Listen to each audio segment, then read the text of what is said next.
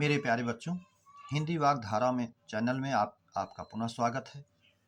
इस उम्मीद और अपेक्षा के साथ कि आप तैयारी में संलग्न होंगे और अपने भविष्य के प्रति चिंतित रहते हुए इस तैयारी के काल में आप बेहतर प्रयास कर रहे होंगे। तो इसी उम्मीद और अपेक्षा के साथ आज हम अपने हिंदी व्याकरण के अभ्यास भाग 7 का अध्ययन करेंगे। प्रश्नों की श्रृंखला की चर्चा पर चर्चा।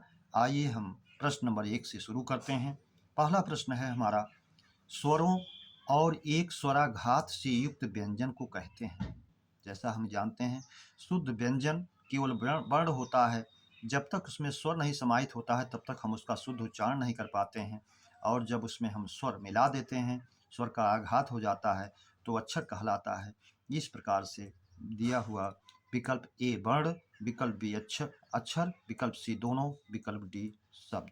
तो इस तरह से स्वराघात से युक्त व्यंजन जो होगा वो अक्षर का रूप लेगा। विकल्प बी हमारा सही हो जाएगा। प्रश्न नंबर 2, कौन सा कथन शुद्ध है? विकल्प ए, स्वर वर्णिक और आक्षरिक दोनों हैं, सही है।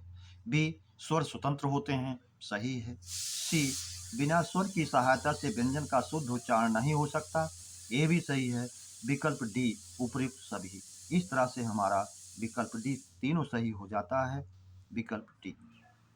प्रश्न नंबर 3, जगती जगती की भूख प्यास में अलंकार। वैसे तो जगती जगती अनुप्रास का भी लक्षण दिख रहा है, लेकिन मूल रूप से इसमें यमक अलंकार ही है। एक जगती का अर्थ जागने से है, दूसरी जगती का अर्थ पहली जगती का अर्थ जागने से और दूसरी जगती का अर्थ पृथ्वी से है। इसलिए इसमें एक ही शब्द के दोनों शब्द जो आए हैं अलग अलग अर्थ हैं। इसलिए विकल्प ए हमारा सही हो जाएगा। विकल्प ए यमक, ना कि रूपक, उत्प्रेक्षा और अनुप्रास। अगला प्रश्न नंबर 4, रात भर जागना अच्छा नहीं होता में अव्यय। अभिकारी शब्दों में हमारे 4 विकल्प दिए गए हैं: समुच्चय बोधक, संबंध बोधक, क्रिया विशेषण, विस्मयादि बोधक।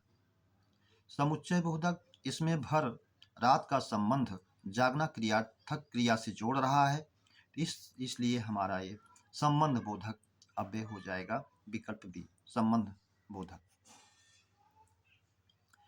प्रश्न नंबर 5, आप भला तो जग भला में सर्वनाम। विकल्प ए पुरुषवाचक, विकल्प बी निजवाचक, विकल्प सी संबंधवाचक, विकल्प डी प्रश्नवाचक। जैसा कि आप जानते हैं, आप, स्वयं, खुद, स्वतः आदि जहाँ आते हैं वहाँ पर जो है निजवाचक सर्वनाम ही होता है। इसलिए विकल्प बी हमारा सही हो जाता है, निजवाचक सर्वनाम। प्रश्न नंबर 6, चोर सामान चुराकर भाग गया में क्रिया है। विकल्प ए तात्कालिक क्रिया, विकल्प बी नामधातु क्रिया, विकल्प सी पूर्वकालिक क्रिया, विकल्प डी अनुकरणात्मक क्रिया। जब हम जानते हैं, जब कर्ता एक कार्य पूरा करके क्रिया का एक कार्य पूरा होकर के दूसरा आरंभ होता है, तो पूर्व में होने वाली क्रिया में पूर्वकालिक क्रिया हो जाती है।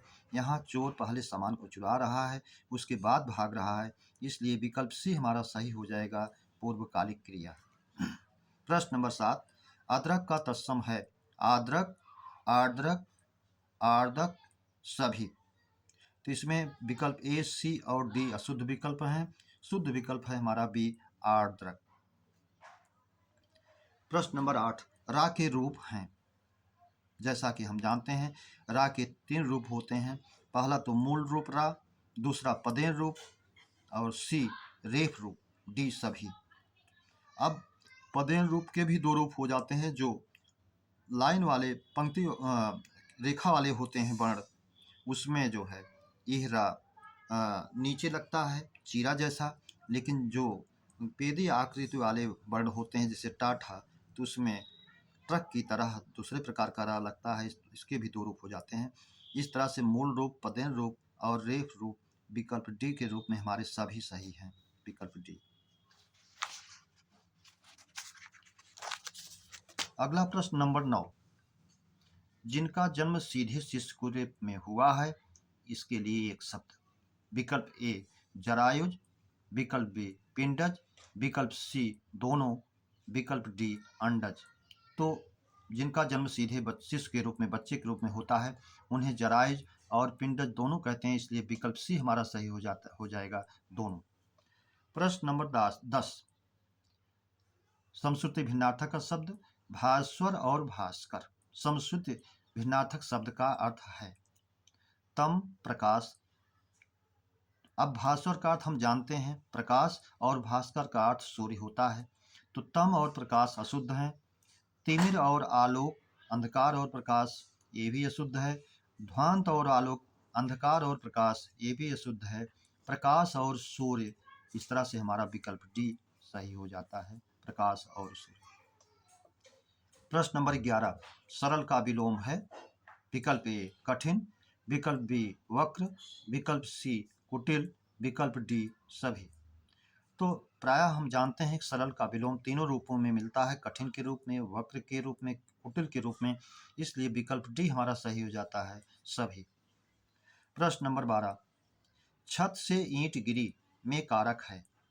विकल्प ए संप्रदान, विकल्प बी करण, विकल्प सी अपादान, विकल्प डी कर। जैसा हम जानते हैं अलगाव के योग में अपादान कारक का प्रयोग होता है। बिल्ली छत से कूदी, छत से ईंट गिरी, बिल से चूहा निकला, घुड़सवार घोड़े से गिरा, वह दिल्ली से आया। जब अलगाव होता है, दूरी होती है, तो अपादान कारक होता है, इसलिए छत से ईंट जो है अलग हो रही है, विकल्प सी हमारा अपादान सही हो जाएगा। प्रश्न नंबर 13, पतंग का अनेकार्थी है। पतंग बहुत ही महत्वपूर्ण परीक्षाओं के लिए है, जो पूछा जाता है, प्रायवाची में भी इसका पूछता है। विकल्प ए सूर्य, विकल्प बी पक्षी, विकल्प सी फतिंगा, विकल्प डी सभी।